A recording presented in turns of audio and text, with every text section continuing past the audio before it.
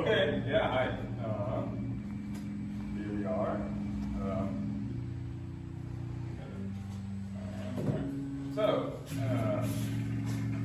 I'm going to speak about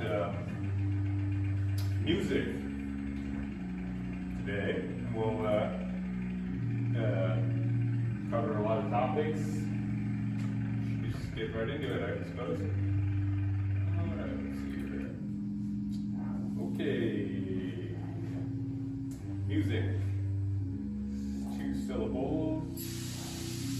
Looks like you say it like that. It's a noun here. Whatever. Alright. Okay. What should we think about? Where did music come from? That's kind of an important question. A lot of people say that it came from birds, listening to the sounds of birds. I've probably heard that theory. Kind of begs the question,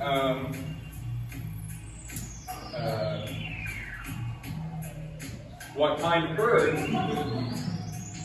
And no one probably knows that. There are 8 kinds of music, I think. To understand music, we have to think about time. That's really important. And so how can we understand time? What does that mean to understand what time is? So this is an example.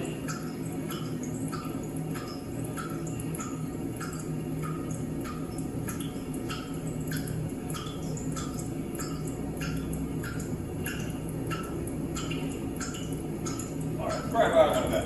Okay. All right. Okay. So one guy who had a bird for a head is this guy. So obviously, the ancient Egyptians knew a lot about music. It's pretty clear. And many musical instruments and other technologies do have their beginning in ancient Egypt, if you didn't already know. In fact, there were at one point giant strings that were thought to be strung on the Great Pyramid. And this would create a sophisticated resonating device looking something like that. So it's actually the case that the modern banjo was recreated from these findings when they dug up the pyramid site. I think this is probably part of it.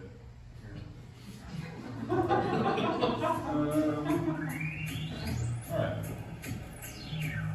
So these historic devices were had many uses. It's been suggested that these instruments were actually computing devices able to process complicated mathematical formula. And to try to understand this more fully, I'm going to try to use some new technology and some of this old technology, and we will try to test this theory and enter in some equations and see just exactly how this all works.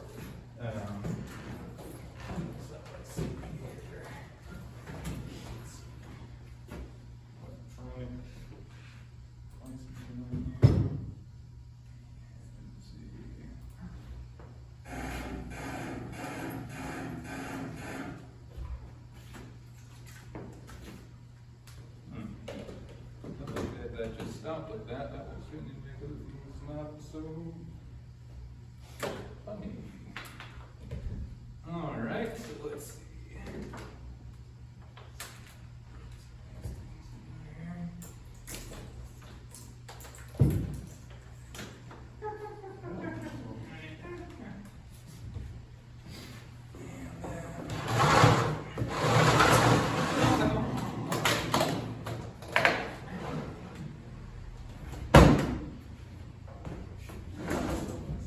This. All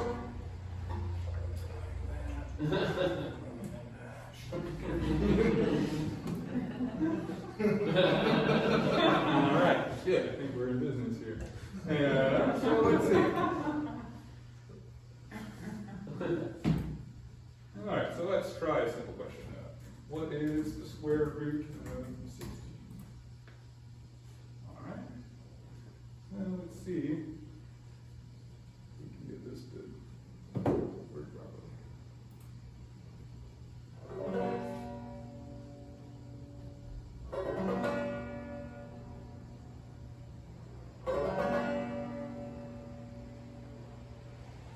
We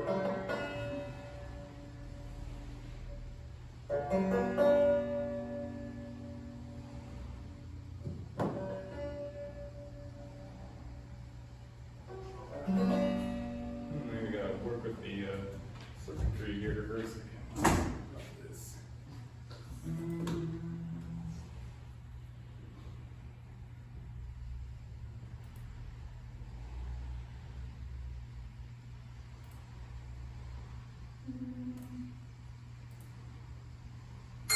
There we go.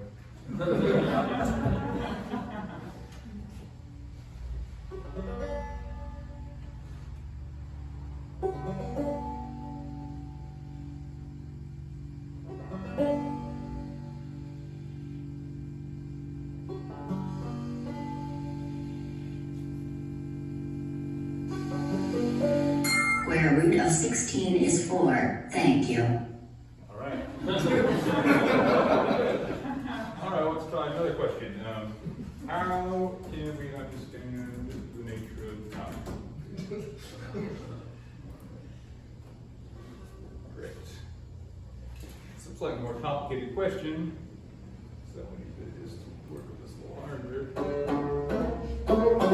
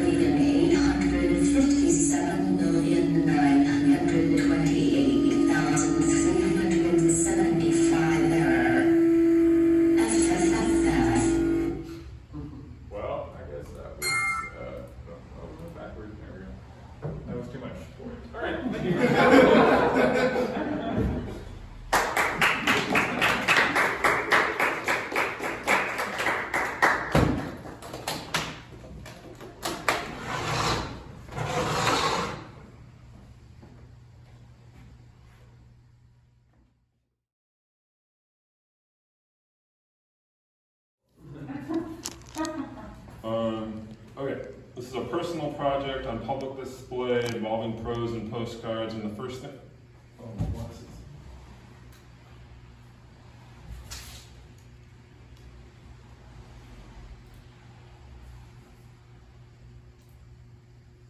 Okay, so I'm going to skip over some stuff because some of the stuff I wrote is so stupid, but then some of it's great, so I just skip over the stupid stuff. No, I know what I'm doing.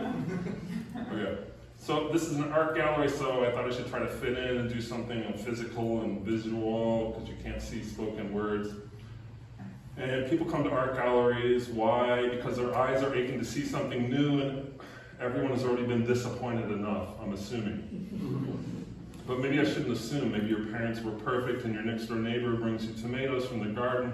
Maybe you need to be disappointed in me. The reading today at Eat Paint Studio was so disappointing. You could go home and tell your soulmate or roommate or mom, and they would comfort you.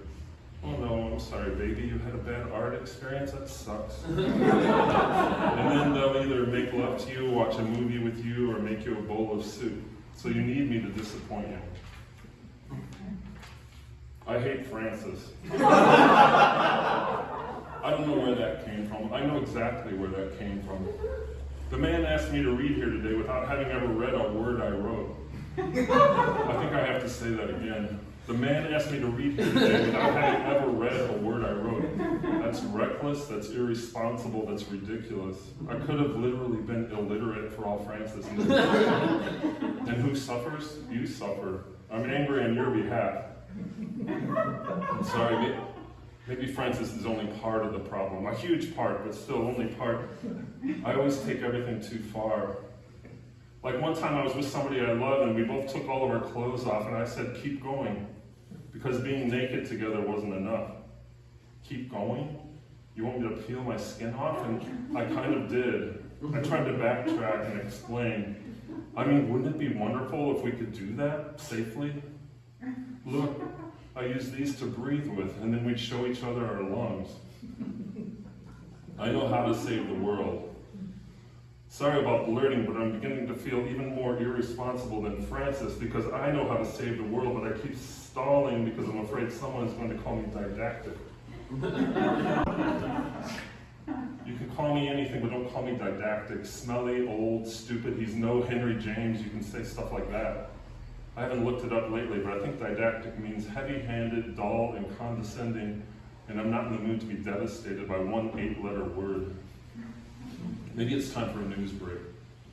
Something hot off the presses. Rahm Emanuel is still the mayor of Chicago. He's just in blackface and drag. Don't be mean. Only because it doesn't work. If you really want to change the world, you have to be playful. How to Save the World, Part 1. This is what everyone has been waiting for. Quick, before everything falls any more all apart, pick out the worst person in the world. And it can't be your ex-wife, don't be petty. And it can't be mommy, and it can't be daddy. And even if he molested you when you were 8 and 9 and 10, it can't even be Uncle Nick. I'm sorry. You have to go beyond the personal, no matter what. Choose somebody on the world stage. That's a place to start. But you're going to have to get more particular than that. It also needs to be someone who is heralded and horrible. That's important. Oblivious billionaires, maniacal monopolists, people like that. I picked out a guy named Jeff. Right. Yeah.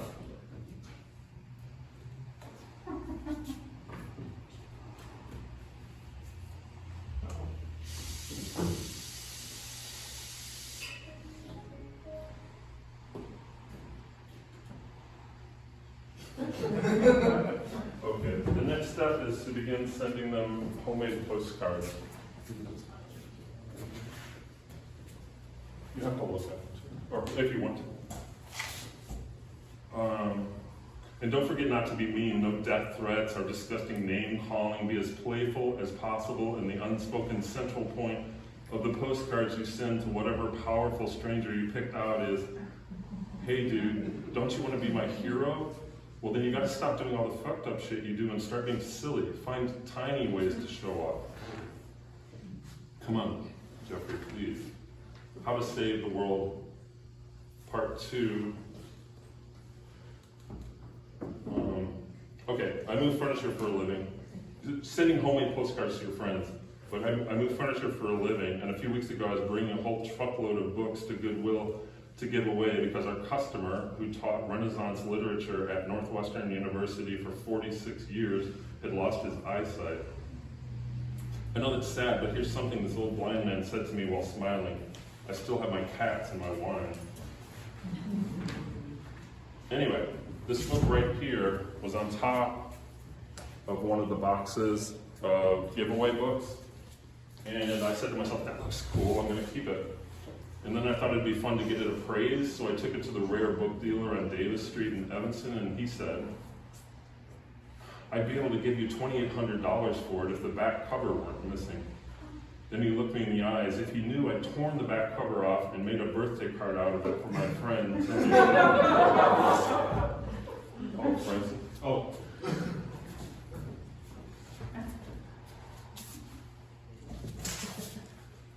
The ensuing conversation between me and the owner of Amaranth Books was somewhat uncomfortable and bizarre. I already have $1,000 in the bank, I said, and I don't know why I said that, and I started blushing, and the bookseller began laughing, a high-pitched, unpleasant laugh completely devoid of any mirth before replying, $1,000, is that your fuck you money? I was taken by surprise. I was shocked by this old man's use of the F word, but I pretended to be unfazed.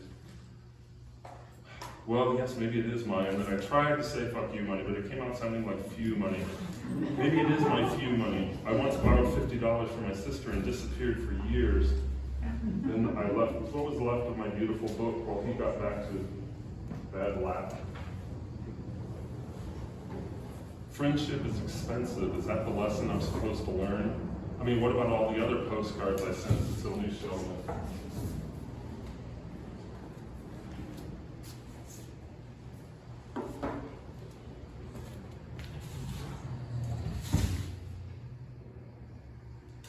How much were those books I mutilated worth? Furthermore, is that the right word? Maybe I should say on another note, are all these cards I sent to tell me really a celebration of friendship, or is it actually a long-term attempt of mine to turn it into something more? I don't trust myself, but I don't think it matters. We've been friends for 22 years so far, by the way, and besides, I've sent cards to others. I made Braden a homemade postcard making fun of him for being an artist and activist. And I sent Fleet Adorning, a maid I made friends with while I was on vacation in New Orleans, a postcard entitled, On the Importance of Living Diagonally. Fleeta was required to place 4 fluffed pillows diagonally on all the hotel beds she made. And the premise of her postcard was, what if she suddenly had to do everything diagonally? Walk down the street, sleep, eat, make love, everything. And let's not forget the one I made for my mother a million years ago. 25 to be precise. Why did I abandon cardboard? Wasn't I better off turning trash into correspondence instead of trashing masterpieces? I ventured the bookseller would say yes. I have a lot left to say, however. I've run out of props and I've run out of time. I need to brush my teeth and take a shower before I go to the gallery. And I know Francis will freak out if his favorite writer is 5 minutes late. So real quick, I'm going to end with the beginning of a novel I'm writing that's going to have everything in it that I couldn't get to today. Saving Up for Something Fantastic by David Tortuga, Chapter 1. Hi, I've always wanted to write a novel, and I've always wanted the first word to be hi. So far, so good. And then I just go right into it.